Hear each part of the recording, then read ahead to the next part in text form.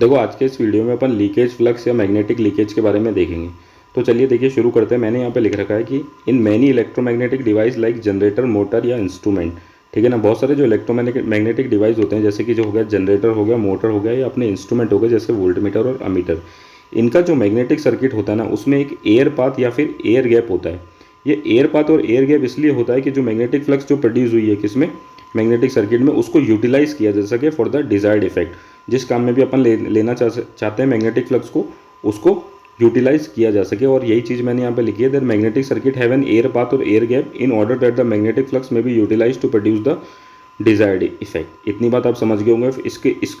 इस स्टेटमेंट को सपोर्ट करने के लिए अपन एक एग्जाम्पल लेते हैं। जैसे कि एक इंस्ट्रूमेंट होता है अमीटर और वोल्टमीटर, ठीक है ना। इनमें जो मैकेनिकल फोर्स रिक्वायर्ड होती है, ठीक है ना, मैकेनिकल फोर्स किसके किसके किसके द्वारा रिक्वायर्ड होती है, ऑपरेटिंग मैकेनिज्म के द्वारा, ऑपरेटिंग मैकेनिज्म के लिए। तो जो मैकेनिकल फोर्स जो रिक्वायर्ड होती है ऑपरेटिंग मैकेनिज्म के लिए, ये प्रोड्यूस कैसे होती है, ये क्या करते हैं,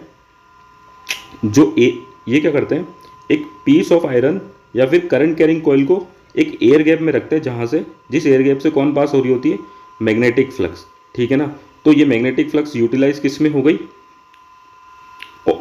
मैकेनिकल फोर्स प्रोड्यूस करने के ऑपरेटिंग मैकेनिज्म के द्वारा। तो आप मेरी बात समझ गए होंगे। तो मैं आपको यहाँ पे बताना चाहता था कि ज़्यादातर जो मैग्नेटिक सर्किट होते हैं उसमें एक एयर गैप होता है, ताकि एयर गैप इसलिए होता है ताकि जो मैग्नेटिक फ्लक्स प्रोड्यूस हुई है उसको यूटिलाइज किया जा सके, जिस भी काम में अपन उसको लेना चाहते हैं। अब मैं आपको आगे बताता हूँ। देखो अब आगे देखते हैं, मैं आपको सर्किट समझाता हूँ। देखो मैंने एक आयरन रिंग ली है, ठीक है, सी शेप की आयरन, ये सर्कुलर शेप की आयरन रिंग ली है, ठीक है। इसमें बीच में देखो यहाँ पे एयर गैप है, यहाँ पे मैंने मेंशन भी कर रखा है, ये क्या है, एयर गैप है। इस आयरन रिंग की एक शॉर्ट पार्ट को या फिर शॉर्ट लेंथ को मैंने किससे वाउंड किया है, एक कॉइल से वाउंड किया है, ठीक है, कॉइल से वाउंड किया है। अब देखो ये कॉइल किस किस शेप में है, सोलेनोइड की फॉर्म बना रही है। तो इसको मैं कॉइल बोल लूँ या फिर मैं बोल लूँ इसको सोलेनोइड, ठीक है। इसी कॉइल को मैं एक्साइट करूंगा करंट देके, ठीक है, और यही एमएमएफ प्रोड्यूस करेगी, और फिर वही एमएमएफ क्या करेगी, इस आयरन रिंग में क्या प्रोड्यूस करेगी, फ्लक्स प्रोड्यूस करेगी। तो मैं इसको एक तरीके से और क्या नाम दे सकता हूँ, मैग्नेटाइजिंग वाइंडिंग नाम दे सकता हूँ। ठीक है, मेरी बात सब समझ गए होंगे।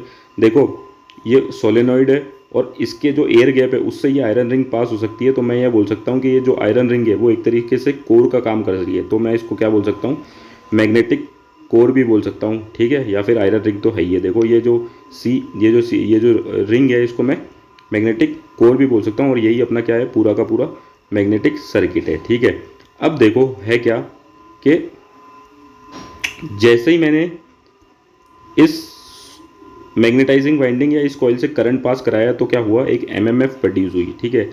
अब ये जो एमएमएफ जो प्रोड्यूस हुई है ना, ये ज़्यादातर जो एमएमएफ सेट हुई है ये किस में हुई है, अपने मैग्नेटिक सर्किट या फिर मैं बोल दूँ आयरन की रिंग में सेट हुई है।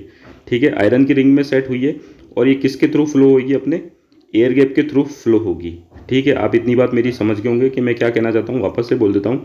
जैसे ही मैं इस जो मेरी कॉइल है इसमें करंट पास करूँगा, एक एमएमएफ सेट होगी। ठीक है, ये एमएमएफ सेट होगी और क्या होगा, एक फ्लक्स प्रोड्यूस होगी।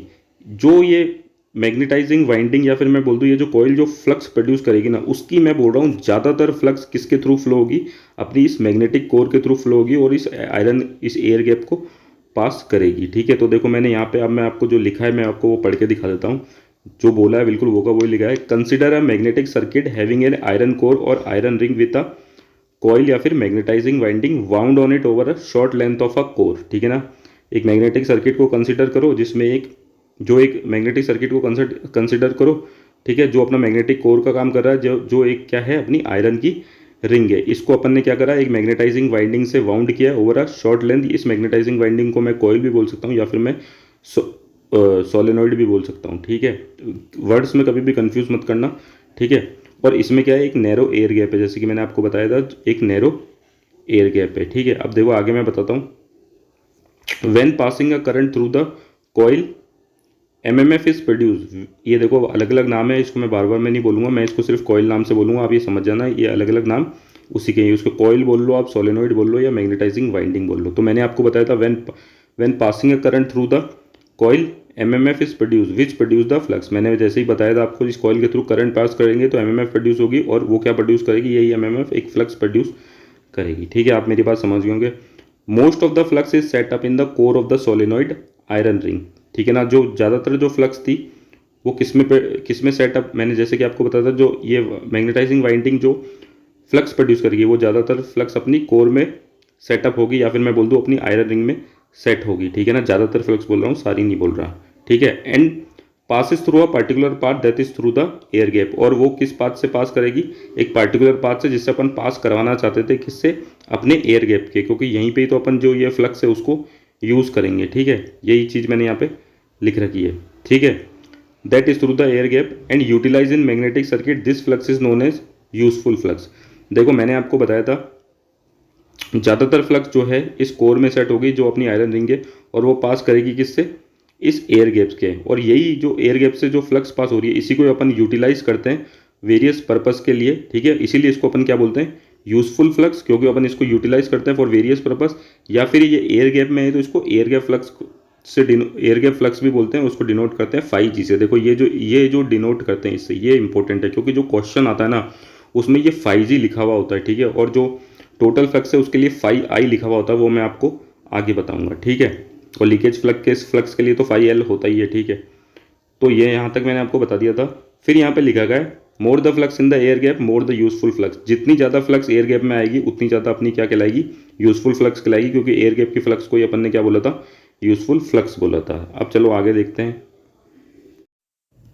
देखिए अब अपन लीकेज फ्लक्स का कंसेप्ट देखिए। देखो मैंने आपको बताया था जो अपनी कॉइल या फिर जो अपनी मैग्नेटाइजिंग वाइंडिंग है या फिर जो अपनी सोलिनॉइड है, वो एक फ्लक्स सेट करेगी, और उसकी जो ज़्यादातर फ्लक्स, फिर से बोल रहा हूँ, उसकी जो ज़्यादातर फ्लक्स है वो अपनी आयरन की रिंग में सेट हो जाएगी और अपने एयर गैप को पास करेगी। ठीक है, और उसी फ्लक्स को अपन ने क्या बोला, यूजफुल फ्लक्स बोला, जिस क्योंकि अपन उसको डिफरेंट डिफरेंट यूज़ में ले सकते हैं। लेकिन मैंने बोला कि ये जो अपनी कॉइल है वो जो फ्लक्स प्रोड्यूस कर रही है वो सारी फ्लक्स ही अपने अपने इस पाथ, आयरन रिंग वाले पाथ से पास नहीं करेगी।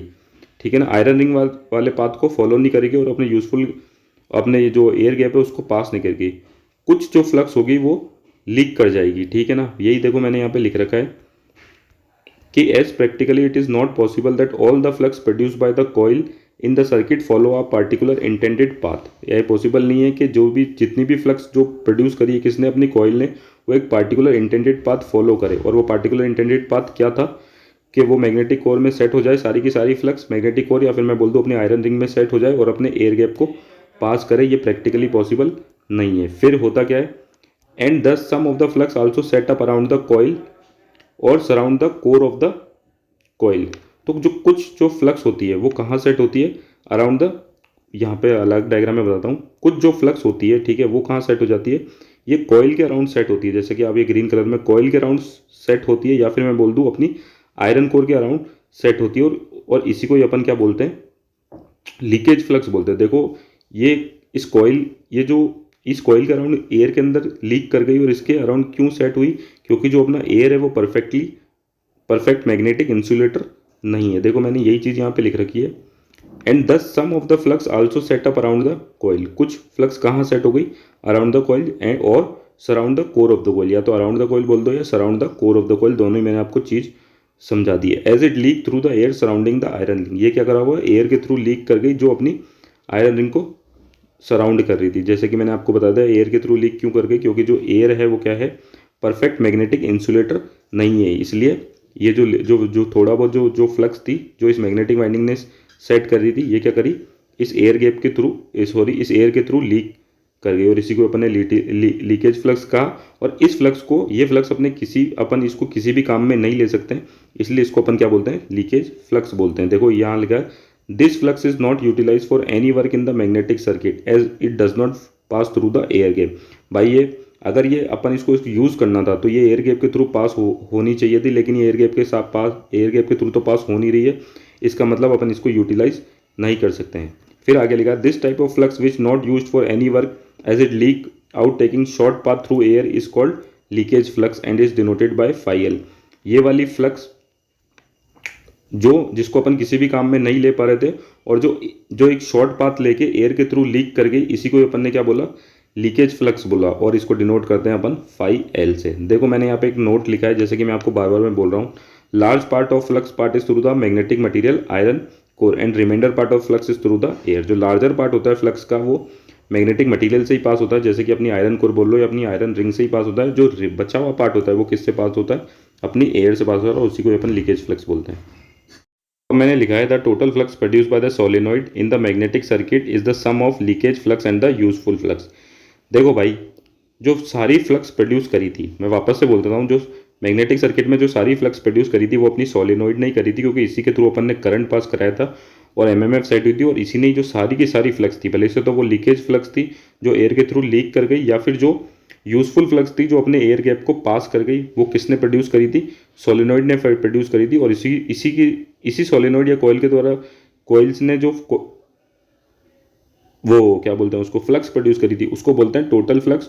और वो किससे मिलके बनी, एक तो लीकेज फ्लक्स से मिलके बनी और यूजफुल फ्लक्स से मिलके बनी, क्योंकि ये टोटल फ्लक्स जो प्रोड्यूस थी, इसी का ही कुछ हिस्सा जो था वो एयर में लीक कर गया था, और जो कुछ हिस्सा था और जो ज़्यादातर हिस्सा था वो क्या कर रहा था कि अपने एयर गैप को पास कर गया था, उसको अपन यूटिलाइज कर पा रहे थे, तो अपन यूजफुल फ्लक्स उसको कह रहे थे। तो देखो मैंने यहीं पे ही ये लिखा है कि जो सबसे पहले तो आप ये फाई टी देखो, ठीक है ना, जो टोटल फ्लक्स थी, ठीक है, टोटल फ्लक्स मतलब जो फ्लक्स, टोटल फ्लक्स होती तो फ्लक्स जो प्रोड्यूस करी थी किसने, एक्साइटिंग वाइंडिंग ने, ठीक है ना, वही अपनी क्या थी, टोटल फ्लक्स थी। अब देखो भाई दा, इसको एक तरीके से और लिख सकते हैं, इसको टोटल फ्लक्स प्रोड्यूस को अपन ये भी बोल सकते हैं flux in the iron core. देखो भाई मेरी बात सुनो, ये बहुत इंपॉर्टेंट फंडा है।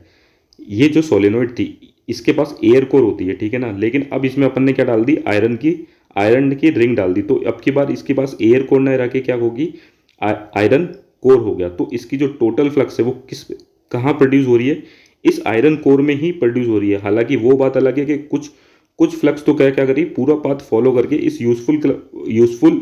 इस एयर गैप से पास हुई, जिसको अपन ने यूजफुल फ्लक्स करा, और कुछ जो फ्लक्स थी, जो थोड़ी जो फ्लक्स थी वो क्या करती, अपने एयर के थ्रू लीक कर गई, और उसी को अपन ने क्या करा, लीकेज फ्लक्स बोला। तो मैं आपको फिर से आपको वो याद दिलाऊं कि भैया ये जो कॉइल थी, ठीक है ना, उसकी पहले एयर कोर थी, उसमें अपन ने रिंग डाल दी तो ये आयरन कोर बन गई।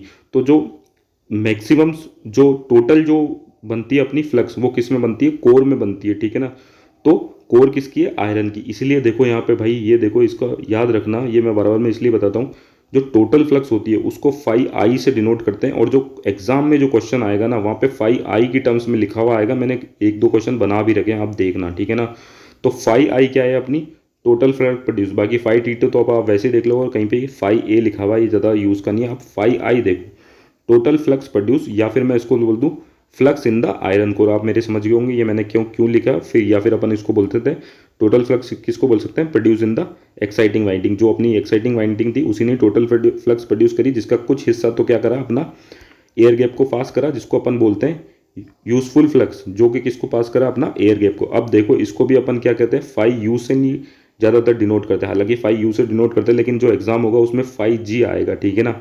तो फाई जी मतलब flux through the air gap, और ये जो इस एयर गैप के थ्रू जो फ्लक्स थी वही अपनी क्या थी, यूजफुल फ्लक्स थी। तो अपन जो यूजफुल फ्लक्स है बोल सकते हैं इसको, या एयर गैप फ्लक्स भी बोल सकते हैं, ठीक है। और लीकेज फ्लक्स का सिंपल है, उसको फाई एल से डिनोट कर सकते हैं। तो देखो अपनी जो टोटल फ्लक्स थी, जिसको मैंने फाई आई से डिनोट करा था, ठीक है, या फिर इसको फाई टी भी बोल सकते हैं, वो किसका थी, एक तो एयर गैप फ्लक्स से बन के बनी थी, जिसको अपन यूजफुल फ्लक्स भी बोलते थे, प्लस लीकेज फ्लक्स से मिलके बनी थी। तो देखो लीकेज फ्लक्स निकालनी, तो यहाँ से अपन निकाल सकते हैं फाई आई माइनस फाई जी। आप यहाँ पे देख सकते हो, ये जो टोटल फ्लक्स थी जो आयरन की कोर में बनी, उसको मैंने फाई आई नाम दे दिया, और जो जो मैक्सिमम फ्लक्स थी वो अपने एयर गैप से पास हुई, इसलिए उसको मैंने एयर गैप फ्लक्स भी बोल सकता हूँ, या फिर मैं उसको इस एयर गैप फ्लक्स को अपन डिफरेंट यूज़ में ले सकते हैं, इसलिए मैं इसको यूजफुल फ्लक्स भी बोल सकता हूँ। और ये जो फ्लक्स लीक हुई इसको मैंने क्या बोला, लीकेज फ्लक्स बोला। तो जो फाई आई थी, जो total flux produce by the exciting winding equals to flux in the air gap plus leakage flux. अब देखो इनकी डिफरेंट डिफरेंट डेफिनेशंस देखेंगे अपन।